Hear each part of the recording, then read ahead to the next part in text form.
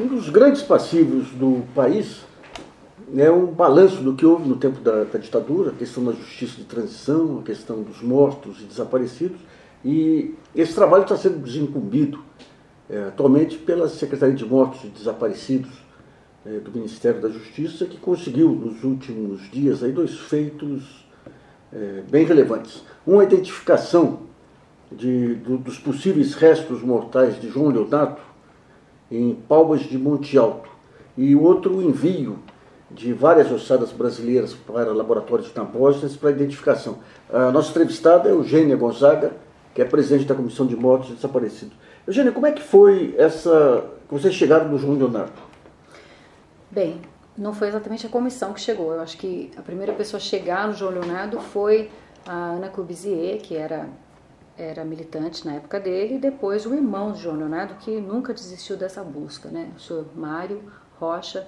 Ele encontrou com o João Leonardo no México, quando o João Leonardo foi libertado com aquele conjunto de prisioneiros que foram trocados pelo embaixador americano no Brasil. Lá atrás. Então ele foi banido, né, do país e acabou se encontrando com o irmão. Essa foi a última vez que o irmão viu.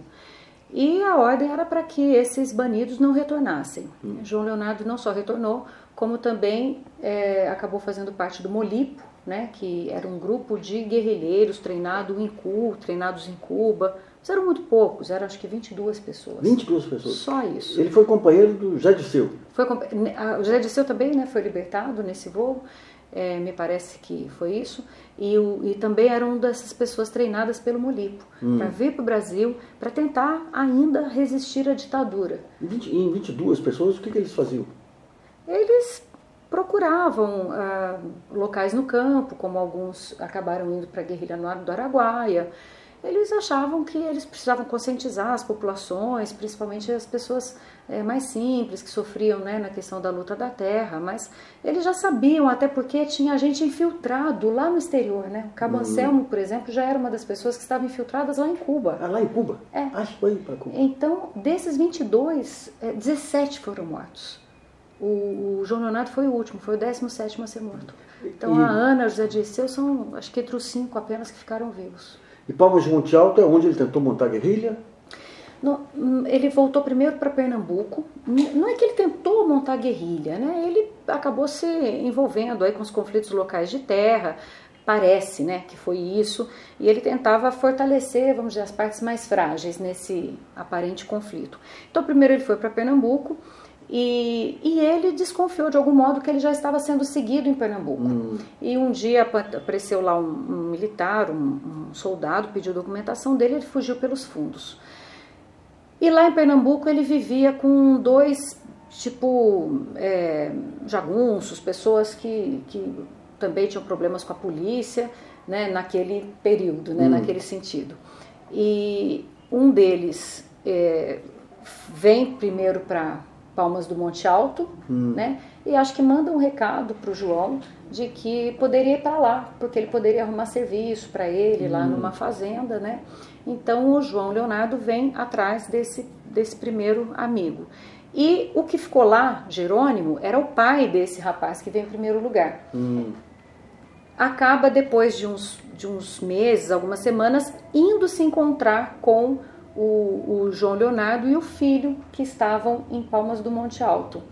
E então a gente desconfia que talvez a polícia tenha seguido esse Jerônimo, e aí por isso que a polícia acaba chegando em Palmas do Monte Alto. Quando chega nele, ele já tinha abandonado qualquer veleidade aí de luta armada, era uma... Ele estava em uma situação só de fuga, de extrema, né, pobreza. Tem uns documentos, né, que foram apreendidos no lugar onde ele foi morto, em que ele tinha ali umas galinhas, umas vaquinhas, e quando ele vai para Guanambi, Palmas do Monte Alto, primeiro ele vai para Guanambi, depois para Palmas do Monte Alto. Guanambi é bem perto de Palmas.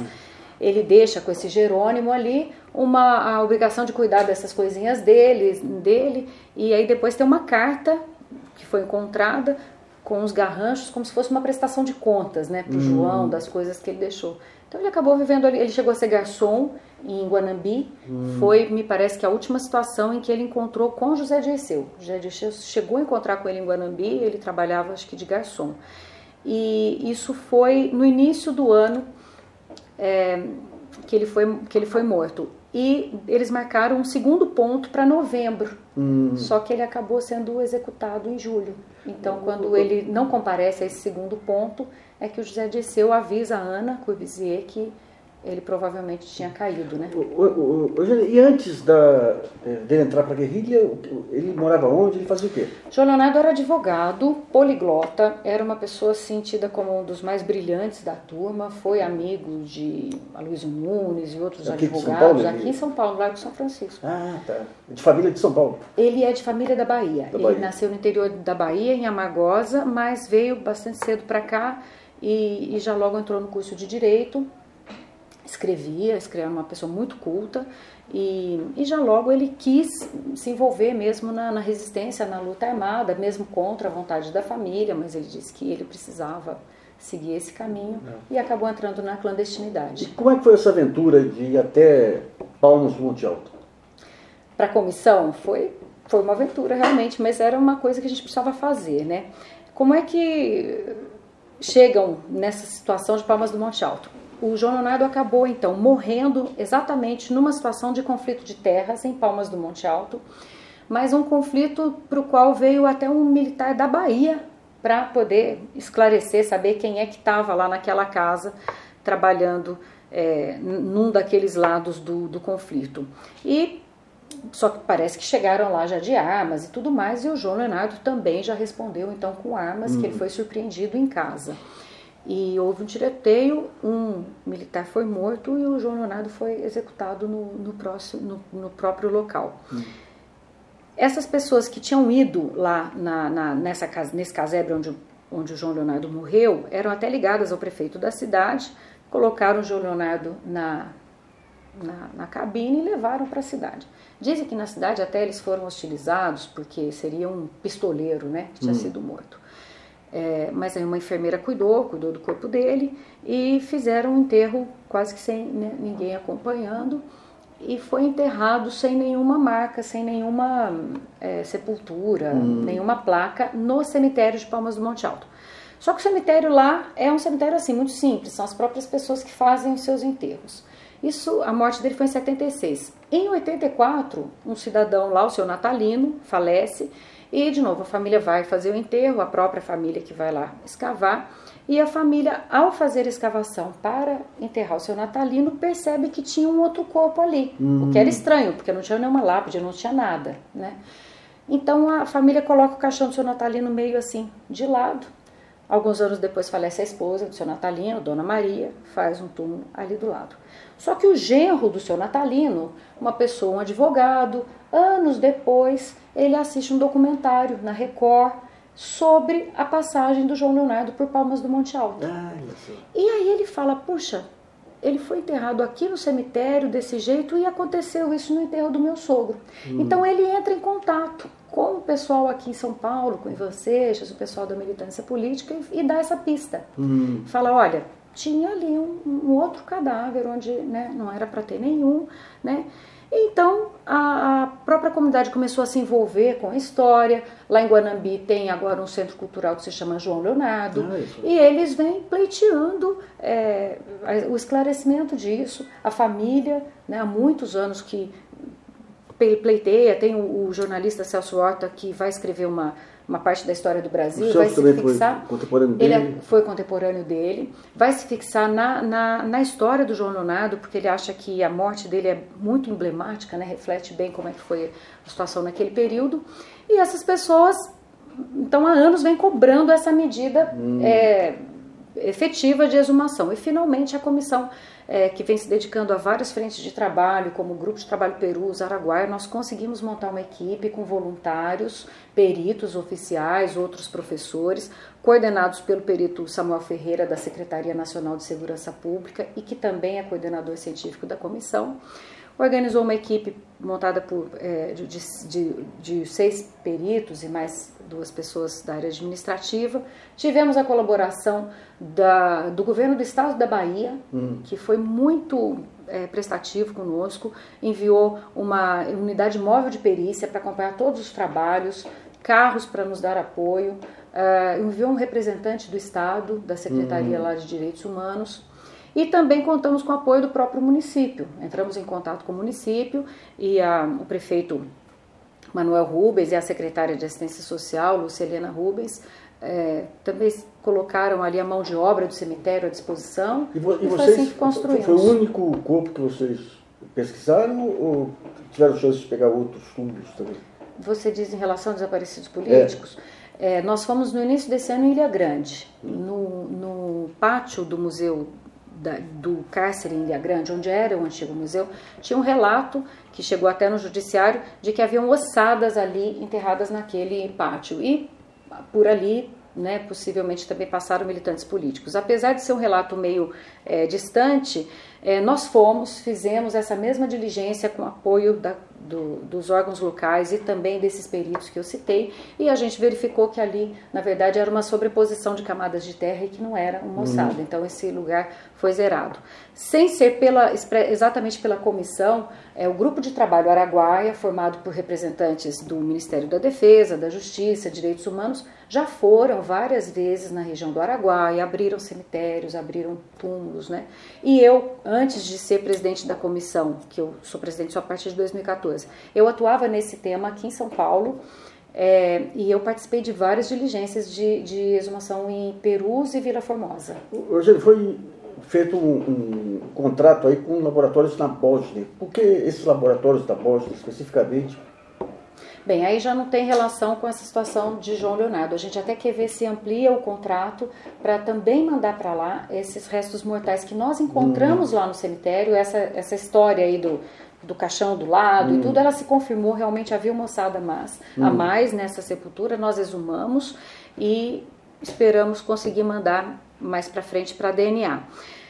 Esse laboratório, ele na verdade é uma instituição sem fins lucrativos, é uma comissão internacional para mortos e desaparecidos políticos, e ele é considerado hoje um dos mais especializados nessa extração de DNA de ossos antigos, porque é muito difícil extrair um DNA de um osso que foi enterrado na terra, porque já perdeu colágeno, né? Então é preciso muita experiência. No Brasil nós temos laboratórios que trabalham com isso, que já fizeram identificações. Só que Perus, né, aí voltando ao motivo da contratação da SMP, foi por causa das ossadas da Vala de Perus. São muitas ossadas, né, são 1.040 ossadas e em situação muito precária de conservação. Então, nós tivemos uma consultoria da Cruz Vermelha, do Comitê Internacional da Cruz Vermelha, e eles orientaram que a gente já deveria fazer direto uma contratação de algum laboratório que fosse especializado apenas nesse tema. E aí nós chegamos a um laboratório que fica nos Estados Unidos e outro que fica na Bósnia, e a sede é em Haia, e optamos por esse da sede em Haia porque é uma instituição sem fins lucrativos. Tá. E quantas ossadas que foram para lá? Foram das 1.040 ossadas hoje que estão sendo analisadas de Perus no Centro de Antropologia Forense, que é da Unifesp, e por peritos contratados em conjunto pela Secretaria de Direitos Humanos do Governo do Estado e do município, já foram analisadas dessas 1.040 em torno de 700 caixas com ossadas. Dessas 700 caixas, os peritos aplicaram um filtro nas características delas e selecionaram 100 caixas que têm características compatíveis com as pessoas que a gente procura. Adulto com alguma marca na cabeça? Adulto com alguma marca no crânio, marca de arma de fogo, estatura, idade, né, entre 20 e 35 anos, é tudo aproximado. Mas o que é importante anotar é que assim, foi uma remessa já com muito critério, não foi feita uma remessa aleatória, simplesmente coletar ossos lá da Vale e mandar para exame. Eugênio, o que significa para uma família saber onde, como, porque a gente sabe, né? Perder um membro? É o fenômeno do desaparecimento forçado, né? Fenômeno nefasto. Não é à toa que todos esses governos autoritários, eles se valeram desse tipo de expediente, porque ele é a dor que não cessa, ele é aquela situação que a família não consegue dizer que houve a morte. Não dá um ponto final. Não dá um ponto final. A gente tem hoje uma senhora que tem mais de 100 anos, ela mora no Nordeste, ela ainda acredita que ela vai fazer o enterro do seu filho, ela não vende o apartamento, aliás, ela nem fala no enterro, ela não vende o apartamento, ela não muda de endereço, porque se um dia o filho voltar, ele vai procurar aquele endereço. Então é uma situação muito triste, né, para o familiar. Mesmo que ele entenda que morreu, ele conserva sempre aquela expectativa. E em que pé que estão esses contatos com a Bósnia? Bem, o contrato foi assinado, esse contrato foi garantido, essa contratação só foi possível graças a uma emenda parlamentar da deputada Luísa Erundina, que participou da abertura da Vale e agora garantiu essas verbas. Essa emenda dela é de 2015, mas por questões burocráticas só foi assinado agora em 2017 pelo atual Ministério de Direitos Humanos, Secretaria Nacional de Cidadania e também por mim representando a Comissão sobre Mortos. E finalmente as amostras foram postadas no Correio semana passada, no dia 4 de setembro, que coincide com o aniversário de abertura da Vala de Perus, foi uma coincidência. O Correio já fez a entrega lá no laboratório, no SMP, e não foi aberto ainda, porque precisa fazer a transferência de custódia, né? Existe uma série de conferências que as duas entidades precisam fazer. Então, já foi aqui o coordenador científico Samuel Ferreira, pela Secretaria Nacional de Cidadania, já se encontra lá hoje, e também o município de São Paulo proporcionou a ida de um familiar do Helder para que esteja junto nesse momento de abertura. Esse momento vai acontecer amanhã. Nós estamos muito felizes, né, com essa abertura, dia 14 de setembro. A embaixada, como é que está se... A embaixada decidiu que ela não vai participar desse ato porque ela considera que é uma contratação entre as comissões. Assim como existe a Comissão Internacional sobre Desaparecidos Políticos, existe a Comissão Especial sobre Mortos e Desaparecidos Políticos. Porque existem várias outras entidades. E no momento em que, por exemplo, ela desse preferência para essa ou outra, ela ficaria vinculada até com pagamentos anuais para esse tipo de instituição, porque ela não tem fins lucrativos, né? Então, a embaixada não quis, a embaixada do Brasil, lá em Haia, a participação. Olha, nós nem buscamos, na verdade, nós já estamos muito felizes com a assinatura do contrato, né? Essa verba não se perdeu, essa verba foi garantida, ficou destinada especificamente para a contratação do laboratório. Foi possível fazer a ida é uma passagem muito cara, né, dessas duas pessoas, então é o melhor possível, né? A conferência vai ser feita em loco, mas realmente o coquetel não vai ser dessa vez ainda. E quanto tempo para fazer esse trabalho? Para analisar essas 100, na verdade são 100 casos, mas cada caso eles extraem 2, 3 amostras. Junto com as 2, 3 amostras, você tem a amostra de sangue dos familiares. Então esses 100 casos transformaram-se em 366 amostras. Para fazer essa análise, o ICMP estima entre 60 a 90 dias. É rápido, então? Tem que ser rápido, até porque a unidade deles de laboratório vai ficar só esse ano na Bósnia. Eles vão se transferir integralmente para Haia, onde fica a sede deles. E quais os próximos passos da Secretaria? Da Secretaria de Pessoas Desaparecidas. Na verdade, é uma comissão. Uma comissão. Isso. É importante essa distinção, porque a Secretaria é um órgão de governo. A comissão, ela é um órgão de Estado. Ela é criada por lei para cuidar de um tema. Tá. Então, assim como existem os Conselhos de Direitos Humanos, os Conselhos de Criança e Adolescente, os familiares conseguiram essa vitória em 95, que foi ter uma comissão formada por pessoas que não são remuneradas, mas que são pessoas que têm experiência nesse tema. Então, nós estamos nomeados desde 2014 e nós não temos nenhuma hierarquia com este ou aquele governo. Nós temos a responsabilidade com o tema e é por isso que a gente continua cuidando disso e dando andamento. Tudo é a comissão que faz a intermediação. Nesse caso, não é o governo que vai, ele apenas dá estrutura possível para que a gente faça isso. Essa questão dos conselhos, das comissões internacionais, aí, dos tribunais internacionais, exigirem posições do Brasil em relação à anistia, de que maneira que impacta o Supremo ou não impacta? O Supremo é superior ao olhar internacional? Impacta bastante. O Brasil, nessa questão que a gente chama de justiça de transição, né? Justiça de transição é um conjunto de medidas visando ao fortalecimento dos valores democráticos. Então, você teve um período autoritário e você precisa fortalecer aquilo que se formou depois. E o Brasil, ele demorou muito na procura dos corpos, ele foi muito rápido nas indenizações, mas na busca dos corpos, na revelação de documentos, abertura de arquivos, isso o Brasil não fez em nenhum governo. E também na responsabilização dos autores dessas graves violações.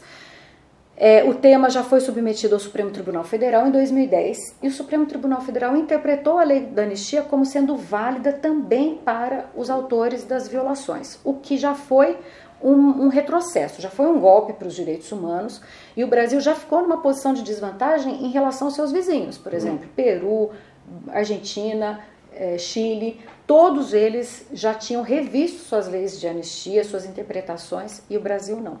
Bem, nesse mesmo ano que o Supremo Tribunal Federal falou que a lei de anistia é válida também para os autores dos atos contra os militantes políticos, a Corte Interamericana de Direitos Humanos, que já havia sido provocada há muitos anos atrás pelos familiares, disse não exatamente o contrário. A Corte Interamericana disse, tudo bem, a lei da anistia é válida para uma série de situações, menos para graves violações a direitos humanos. Então, o desaparecimento forçado, as mortes sob tortura, os estupros, esses são crimes considerados... A gente nem está falando aqui na parte dos militantes políticos, que talvez tenham cometido atentado, porque eles foram punidos. A lei da anistia expressa ao excepcionar esses militantes políticos. Rio Centro é um caso à parte, né? Porque o Rio Centro, inclusive, foi praticado depois da lei da anistia. E ele foi coberto pela lei da anistia. O caso da secretária da OAB também não foi depois da lei da anistia? Foi. Então, no Brasil, a gente tem assim, um pacto realmente político muito forte para se fechar os olhos e juridicamente essa posição não se sustenta e também diplomaticamente não. Né? Bem, então, depois que o Supremo proferiu essa decisão, vem essa outra decisão da Corte. O Judiciário brasileiro já poderia aplicar imediatamente a decisão da Corte Interamericana, porque não é dizer que a decisão da Corte é superior à decisão do Supremo. Mas o Brasil, quando assinou a Constituição de 88, ele se comprometeu, em matéria de direitos humanos, a observar as decisões do Tribunal Internacional. É uma posição soberana do Brasil na Constituinte. Não pode dizer que é o Brasil optou. E no momento que o Brasil, por exemplo, disser que não vai cumprir a determinação, ele tem que, então, em primeiro lugar, se desfiliar da Corte. Ele tem que tomar alguma outra postura. Então, infelizmente, aí o tema voltou para a análise do Supremo Tribunal Federal e, infelizmente, a postura que o Supremo Tribunal Federal adotou em relação a isso foi não analisar. Então, tem pedido, não sei se tem pedido de vista, não colocou em julgamento ainda, não tem pedido de vista, porque o pedido de vista acontece quando o julgamento acontece, algum ministro pede vista. Não foi pautado. Nós, como presidente da Comissão de Desaparecidos Políticos, Paulo Abrão anteriormente, agora doutor Arlindo, como presidente da Comissão de Anistia, já temos falado com os ministros. Eu fui pessoalmente pedir para o ministro Fux, para o ministro Lewandowski, a designação de audiência pública sobre o tema. E eles disseram que sim, que vão pensar, mas até agora nada, nenhuma posição. O que deixa o Brasil num cenário muito delicado no âmbito internacional. Se ele quiser, por exemplo, ocupar vagas importantes no Conselho de Segurança da ONU, se ele quer indicar representantes seus para atuar nessas comissões, ele acaba ficando numa posição de constrangimento. Eugênio, como é que foi a transição do Ministério Público para acatar aí a luta para tentar reanalisar essa decisão do Supremo em relação à anistia? Bem, como eu disse, o Brasil, pelo seu sistema de justiça, daí eu estou falando do Judiciário, Ministério Público em geral, ele não fez nada em relação aos crimes praticados pela ditadura. Não tinha nem inquérito aberto apurando essas mortes. Por exemplo, o caso do João Leonardo, a única documentação é um inquérito apurando a morte do tenente, do policial que morreu no conflito. Não tem inquérito apurando a morte dele. E isso em quase todas as situações dos militantes políticos, porque o Brasil não considerou aquilo como um fato digno de ser apurado, o que é uma situação inaceitável, né? Bem, quando nós fomos procurados pelos familiares, eu digo nós, Ministério Público Federal em São Paulo, os procuradores que atuavam na área de cidadania, Dr. Marlon Weichet, os familiares trouxeram essa demanda pela identificação dos corpos, a questão de Perus. E ao começar a trabalhar com isso, nós fomos assim, construindo teses que eram muito claras. Por exemplo, nós estamos diante de um crime de ocultação de cadáver.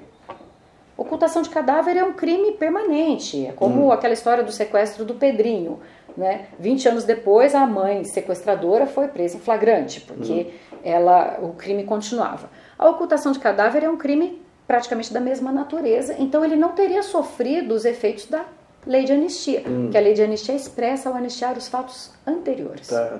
Né? Bem, e com base nesses entendimentos muito simples do direito penal brasileiro, nós já começamos a estudar algumas hipóteses de responsabilização, pelo menos no âmbito civil, desses autores desses crimes, porque a lei da anistia, mais uma vez, ela vale para o campo penal, não valeria para o âmbito civil. Bom, sobre todos os aspectos, a gente tinha como entrar com essas ações, mas éramos só nós, né? No início, foram bem poucos os procuradores que concordaram com a nossa posição. Tivemos Ivan Marques, Andrei Borges, um ou outro que foram até estudar fora e desenvolveram trabalho sobre isso, desenvolveram seus procedimentos, mas nós éramos muito isolados, principalmente no campo penal, em que nós defendíamos a imprescritibilidade e os colegas não conseguiam aceitar esse conceito de imprescritibilidade do crime de lesa à humanidade.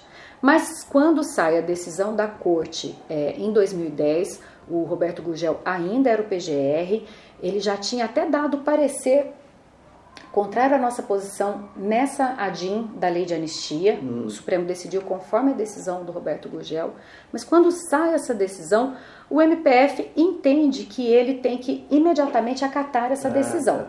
Então foi criado um grupo de trabalho, Justiça de Transição. A pessoa que estava na Câmara Criminal na época, do Procurador-Geral Roberto Gurgel, era exatamente a Raquel Doge, né? E ela coordenou essas primeiras reuniões, esses primeiros trabalhos de tornar o tema como uma atribuição institucional, uma função institucional. E foi a partir daí que houve representações para todo o Brasil, né? Hoje a gente tem mais de 100 inquéritos apurando essas mortes, temos mais de 20 denúncias apresentadas, mas nenhuma condenação, muitas denúncias rejeitadas, inclusive contra o Curió. E com base com base em várias coisas, com base na interpretação do Supremo, na questão do Curió, por exemplo, é impressionante, né? O ministro Teori Zavascki que rejeitou falando na idade do réu. O Teori? Porque não havia sentido agora, nessa altura do campeonato. A teoria do afasta de mim esse cálice, o Supremo também endossa. Não sei o que seria o afasta de mim esse cálice. Tira esse bicho daqui que eu não quero me comprometer. Eu acho que a questão da ditadura no Brasil, das vítimas, ele é um tema, como você disse, é um tema que ninguém quer tratar com ele. Nunca foi fácil conseguir verbas. Essa comissão hoje só está tendo verbas porque nós estamos conseguindo emendas parlamentares para fazer todos esses trabalhos, essas contratações de perus, porque o próprio governo brasileiro nunca deu. A presidenta Dilma, nós fizemos a identificação de um espanhol no Brasil, acho que você até acompanhou isso. Era para ela ter feito essa entrega em Brasília das cinzas do familiar, ela não foi. Porque é um tema delicado, é um tema que ela não queria que ela fosse identificada com isso. Né? Hoje, a gente vive uma situação um pouco parecida, mas porque tem a comissão, então pelo menos o tema não está órfão. Mas é um tema delicado. Tá, joia. Obrigado.